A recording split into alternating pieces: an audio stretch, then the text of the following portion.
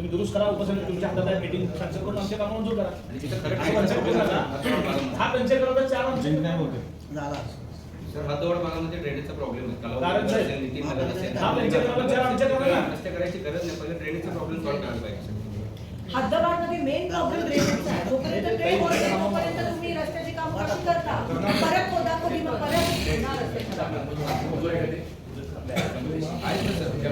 नाही आमची मागणी आहे की ते टेंडर प्रोसिजर थांबवा, आमची कामं घ्या आणि परत तुम्हाला टेंडर प्रोसिजर करायला लावूया.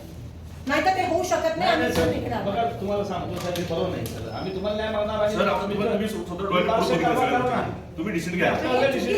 हे चुकीचंच आहे पूर्णपणे. हे तुम्ही सिस्टीमच चुकीची आणली इथे. असं नाही चालणार. म्हणजे महापालिकेचे इलेक्शन पण तुम्हाला घ्यायचे नाहीये. वरून प्रशासक नेमायचे, त्याच्यात मनमानी करायची आहे, त्याच्यामध्ये सगळ्यांची मिलीभगत आहे आणि नुकसान सोलापूर शहराचा होतोय.